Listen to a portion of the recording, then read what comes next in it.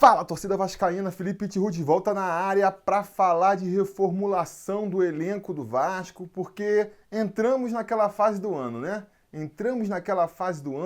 O Vasco com essa vitória contra o CSA se garantiu praticamente na primeira divisão, né? Tem aí mais 6 rodadas para conseguir 2 pontinhos e matematicamente se confirmar na primeira divisão.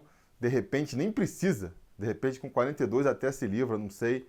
Mas enfim, tá garantido na primeira divisão, né? E por mais que tenha aí objetivos a disputar na competição ainda, garantir uma vaga na Sul-Americana, terminar a competição o melhor posicionado possível para garantir uma premiação maior, por mais que a gente ainda tenha que ficar focado até a última rodada, a gente sabe que a partir de agora, grande parte do foco da torcida já passa a se virar para o ano que vem, pensando aí, né, em finalmente fazer um time bom, um time competitivo. Eu brinco que é o melhor momento para o Vascaíno nos últimos anos, porque é aquela época do ano em que a gente fica mais esperançoso de ver um time do Vasco realmente competitivo, né? Começa a rolar as especulações, a torcida começa a achar que todos os perebas do Vasco têm que ir embora, que todos os seus lugares vão ser preenchidos com craques. Cada semana é um jogador de nível de seleção diferente especulado no Vasco. Se monta aquela chamada Celevasco, o que fatalmente vai levar a uma frustração no torcedor lá na frente, né? Ou pelo menos nos últimos anos sempre levou. O Vasco nunca contrata todo mundo que é especulado,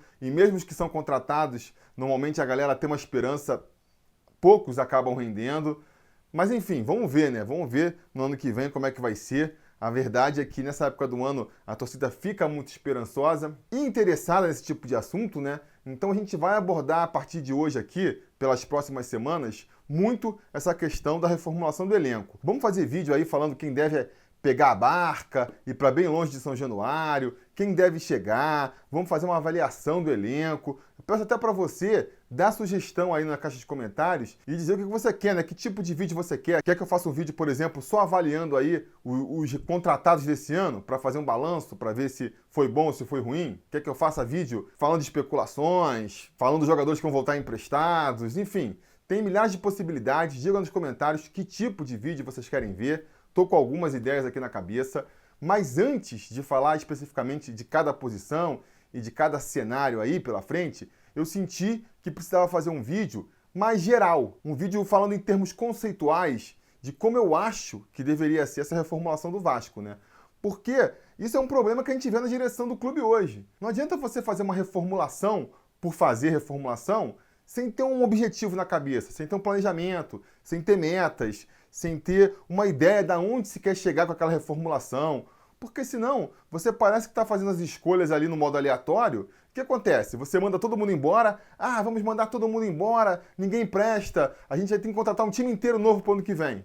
Contrata um outro time e dali a um ano você está repetindo o mesmo discurso. É isso que a gente tem visto ultimamente. Por quê? Falta um planejamento, falta uma estratégia para tentar fazer o time evoluir. Dá para a gente fazer um time competitivo que dispute todos os campeonatos já no ano que vem?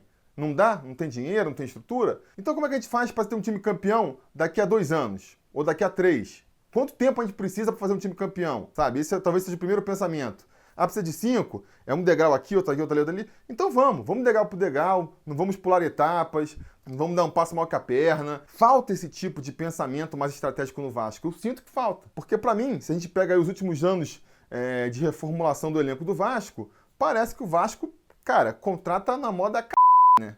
Contrata ali sem o menor critério, como se fosse no aleatório, como se estivesse jogando baralho.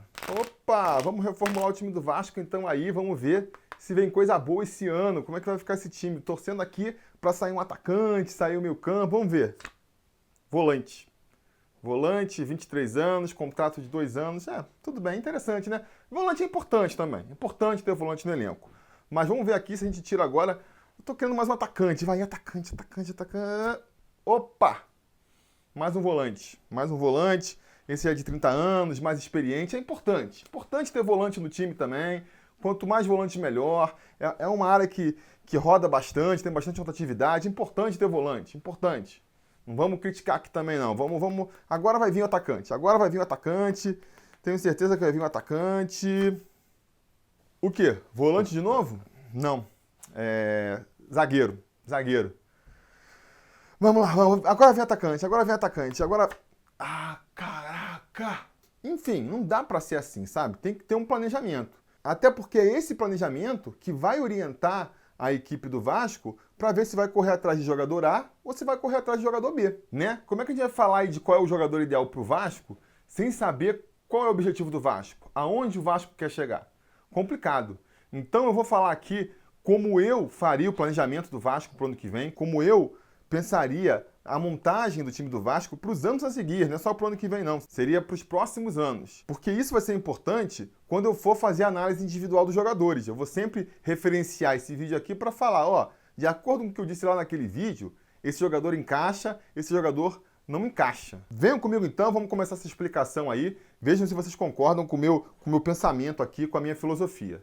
Primeiro passo que o Vasco tem que fazer, aceitar o tamanho atual do time. Porque o Vasco, ele vive um problema aí de bipolaridade, né? Meio de esquizofrenia, de, em alguns momentos, ter seus delírios de grandeza. Ah, não, o Vasco é grande, o Vasco é isso, o Vasco é aquilo, é um dos maiores times do Brasil, não sei o que lá. Com outras horas, momentos depressivos. Não, esse time não vai para lugar nenhum, o Vasco não tem dinheiro, o Vasco tá falido, o Vasco isso, o Vasco aquilo. Eu acho que assim, ó, nem tanto ao mar, nem tanta terra. O clube, a instituição Vasco da Gama, é realmente grande, é um dos maiores times do Brasil, uma das maiores torcidas, a história mais bonita do futebol mundial. Ninguém tira isso do Vasco. Agora, o time atual do Vasco, pelos problemas financeiros e de falta de estrutura que o Vasco foi cavando para si nas últimas décadas, deixaram o time do Vasco um time ali de meio de tabela. Essa que é a verdade. Pelo orçamento e pela falta de estrutura, a gente não consegue imaginar, é difícil de ver o Vasco pensando hoje, para curto prazo, num time que vai disputar aí as principais competições do calendário. Então está na hora de assumir essa postura e pensar o que fazer a partir daí. Porque não adianta ficar no discurso de o Vasco não tem dinheiro, o Vasco precisa da ajuda do torcedor, o torcedor tem que entender. E na hora de montar o elenco, agir como se isso não importasse. O que eu estou falando? Por exemplo, contratar jogador como aposta, fazer aposta em jogador, contrata um jogador que vai ganhar, sei lá, 100, 80, 50 mil por mês que seja, dá 3 chances pro cara, o cara joga 6 vezes na temporada e desiste, encosta, não funcionou. Essa aposta não funcionou. Aí eu vejo o argumento assim, não, Felipe, não tem como contratar um cara consagrado, então tem que apostar mesmo. Time sem dinheiro tem que apostar. Não! Time sem dinheiro não tem que apostar. Time com dinheiro pode se dar um luxo de contratar um jogador que vai custar, sei lá, 50 mil por mês que seja, vai ter 3 chances no elenco na temporada e se não funcionar, não funcionou. Time que está com dinheiro contadinho ali, que está penando para pagar salário de atleta, não pode se dar esse luxo. Todos os jogadores que trouxer tem que ser jogadores que vão ser aproveitados no elenco, sim. Essa postura de trazer jogador para testar, vamos ver se funciona, se não funciona, tudo bem, isso aí não resolve nada. Isso é postura de ex-rico. Sabe, o ex-rico, o cara que tinha muita grana, depois empobrece e não consegue descer o padrão? Não, champanhe aqui, veio, clicou, preciso comprar. Isso aqui é necessidade básica, não dá para abrir mão disso. O quê? Minha associação do Yacht Club? Não posso abrir mão, aquilo aí é importante, é networking, é não sei o que lá. Sabe esse tipo de discurso? O Vasco assume esse discurso com essas contratações. Quer ver, o principal problema é tentar buscar um nome de peso. Essa coisa que o Vasco tem de todo ano ir atrás de um nome de peso que vai ser a referência da equipe, aquele jogador que vai parar aeroporto, aquele jogador que vai ser o presente de Natal para a torcida. Vocês sabem do que eu estou falando, né? Vocês conhecem esse tipo de discurso. Acho completamente nocivo para a realidade do Vasco. Por quê? Porque eu sou contra jogador bom no Vasco? Não. Porque a realidade do Vasco não permite. A partir do momento que o clube entra nesse mercado aí, nessa área de tentar contratar jogadores diferenciados, ele entra numa área em que ele está mais fraco. Pela relação ali de oferta e demanda, oferta e procura, o clube fica enfraquecido, porque tem muito menos craques à disposição, jogadores realmente diferenciados à disposição, do que tem clube interessado em contratar. Então, quando você vai atrás de um jogador que seja realmente diferenciado, você com certeza vai estar entrando numa briga no leilão aí com pelo menos uns 3, 4 outros clubes. Então vamos supor que o Vasco está interessado em trazer um craque para ser a referência do time, vai contratar o jogador Zezinho que está voltando lá da Europa agora. Você acha que o Vasco vai ser o único cara que reparou nesse jogador? Claro que não, vai aparecer Vasco, vai aparecer Cruzeiro, vai aparecer Grêmio, vai aparecer Palmeiras, todo mundo interessado em levar o jogador para o seu clube. E aí, qual é o diferencial que o Vasco vai apresentar em relação a esses outros clubes para conseguir atrair o jogador? Vai ser dinheiro? Dinheiro não vai. Por dinheiro, o cara vai lá para o Palmeiras, que o Palmeiras vai oferecer 3 vezes mais do que o Vasco oferece. Vai ser o quê? Estrutura? Não, estrutura, pô, então vou lá pro Cruzeiro, que tem a Toca da Raposa, um dos centros de treinamentos mais badalados da América Latina, eu vou para lá. Vai ser o quê? Competitividade? Não. Por competitividade, o cara vai escolher o Grêmio. Renato Gaúcho está fazendo um bom trabalho, é um time que todo ano está aí disputando títulos, eu quero disputar títulos, vou para lá. No Vasco, ele não vai conseguir ganhar um salário bom, mesmo o salário que ele vai fechar é capaz de ele não receber. A estrutura do time engatinha, estamos construindo o CT só agora, e é um time que não vai ser competitivo, que ele sabe que não vai brigar por grandes títulos na temporada. Então, cara, qual vai ser a motivação para ele escolher o Vasco entre todas as opções aí? E eu citei grandes clubes do futebol brasileiro aqui, mas a verdade é que o Vasco tem perdido até para clubes da segunda fileira ali, né? Bahia, Atlético Paranaense, clubes que têm história e têm tradição, mas que nunca ficaram entre os grandes lá do futebol brasileiro e que hoje são muito mais atrativos para esse tipo de jogadores do que o Vasco. Aí o que acontece? O Vasco vai atrás do jogador A, fecha com o Cruzeiro, o jogador B fecha com o Palmeiras, jogador C fecha com o Grêmio, jogador D fecha com o Bahia, jogador E fecha com o Atlético Paranaense. As opções vão rareando e vai sobrando para o Vasco o quê? Aquele jogador que nenhum outro clube quer. Por quê? Porque já passou da época, foi um grande craque, mas hoje em dia já está decadente, já não rende mais tudo aquilo que rendia antes, seja porque está fora de forma, está velho mesmo, seja porque já vive uma série de contusões, seja pelo motivo que for lá. O fato é que o Vasco sempre vai acabar apostando nesse tipo de jogador. Aquele discurso de, não, o Vasco vai apostar para tentar recuperar o jogador. Discurso que a torcida compra muito, a diretoria parece comprar também, né? Porque uma vez o Vasco contratou um jogador, o jogador deu a volta por cima na carreira no Vasco, de repente se transformou numa máxima. O Vasco recupera jogadores. E aí a gente vai contratando e a cada 10 jogadores nesse modelo que o Vasco contrata, um dá certo, um dá meio com a volta por cima, e aí se reforça essa mentalidade de que o Vasco consegue recuperar jogadores. Quando você vai ver na prática, isso raramente acontece. A gente gasta muito dinheiro com um jogador que não dá certo, apostando que ele vai se recuperar no Vasco, para poucas vezes, muito poucas vezes, isso acontecer. Isso acontece tanto nos jogadores que vêm para compor elenco, quanto nos jogadores que vêm aí para ser a referência do time. E é obviamente ruim em ambos os casos. Eu acho que o Vasco tem que parar de apostar em recuperar jogador em ambos os casos. Mas no caso do craque, do cara que vem para ser referência, para mim é pior, porque você acaba tendo que investir um dinheiro a mais, comprometer grande parte do orçamento para apostar nesse jogador. Como você faz essa aposta? Mesmo que ela não funcione, você acaba insistindo. Como o time comprometeu grande parte do orçamento com aquele jogador, não desiste do jogador, né? Ele não está rendendo nada, vai para reserva, é afastado, mas aí passa 2, 3 meses, resolve-se dar uma nova chance para ele e assim sucessivamente, porque não dá para desistir daquele orçamento.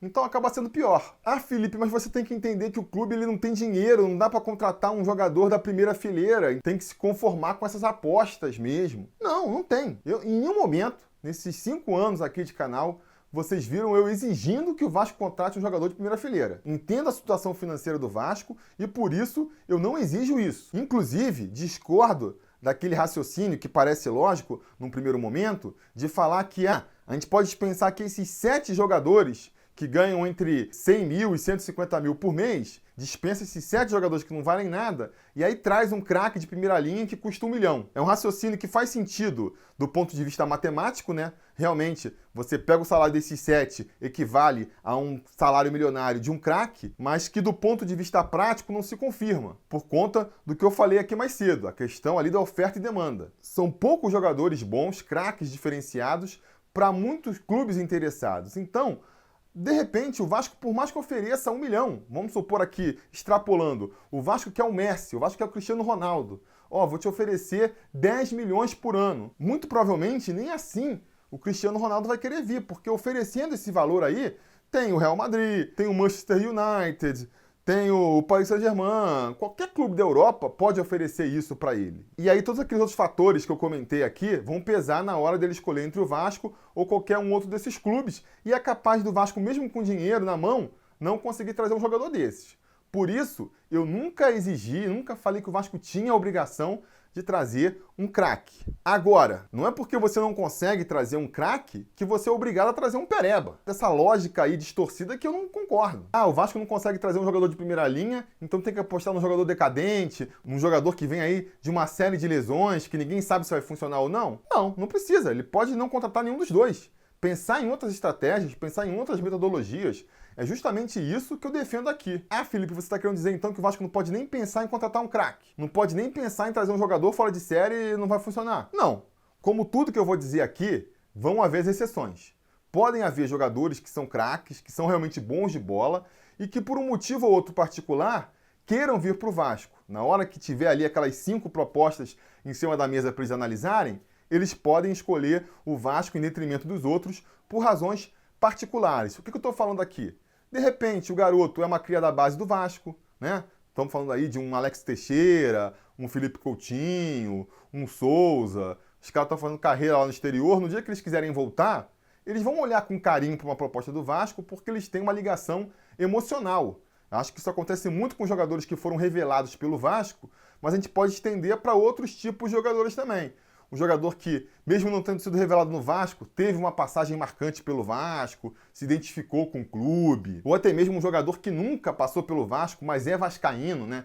Tem aquele sentimento infantil de ter crescido torcedor do Vasco e tem o sonho de jogar no Vasco. Pode ser um fator determinante também. Ou até mesmo outros fatores, mas aí já é mais questionável, né? Por exemplo, o cara quer morar no Rio de Janeiro. O cara recebe proposta do Vasco, do Cruzeiro e do Internacional, mas o cara quer morar no Rio de Janeiro, acaba topando e ir para o Vasco. Nesse caso eu acho mais complexo. Eu acho um pouquinho mais complicado, porque dependendo do motivo pelo qual ele quer morar no Rio de Janeiro, pode ser que o jogador venha para o Vasco e não renda nada, né? Mas enfim, existem esses fatores particulares que podem acabar interferindo na contratação do jogador. Então isso tem que ser levado em conta também, né? E o Vasco precisa ficar de olho no mercado para ficar atento a essas possibilidades. Ficar monitorando os jogadores da base que passaram pelo Vasco, monitorando essas declarações de jogadores da mídia. O cara falou que é vascaíno, que sonha em jogar pelo Vasco. Tem que ficar monitorando, a partir daí passa a acompanhar o jogador e se pintar a possibilidade, vai atrás do cara, faz o esforço financeiro, de marketing que seja, para tentar trazer o jogador. Beleza, com isso aí eu concordo. Agora, essa imposição, essa coisa aí que todo ano surge, que o Vasco tem que trazer a referência, que vai começar esse ano também, inevitavelmente, esse tipo de pensamento que eu acho nocivo. Por quê? Porque aí o Vasco ele tem a obrigação de trazer um craque, não tem bala na agulha para trazer um craque, vai baixando o nível e vai fazer o quê? Vai acabar trazendo um mico aí, um cara que vem com salário de jogador diferenciado, mas em campo, o que ele entrega não deixa nada a desejar para um menino da base que subiu na semana passada. Para. Fala, torcida vascaína, Felipe Tiru de novo aqui. Como vocês podem ver, o vídeo está ficando longo pra caramba. A gente não chegou nem na metade de tudo que eu vou falar ainda. E para evitar aí as críticas de que o vídeo está muito longo, assim não vou conseguir assistir e tudo mais, então eu vou cortar esse vídeo aqui. A gente para por hoje nessa avaliação aí da metodologia que o Vasco deveria fazer e volta amanhã com outra parte aí desse vídeo, beleza? Fica aí o convite então para vocês curtirem o vídeo, assinar o canal e voltarem amanhã, que amanhã a gente continua esse assunto, beleza? A gente vai se falando. A realização desse vídeo só foi possível graças ao apoio inestimável dos conselheiros do Sobre Vasco. Ajude você também ao Sobre Vasco continuar no ar, se tornando um apoiador em apoia.se/Sobre Vasco ou sendo um membro do canal aqui no YouTube.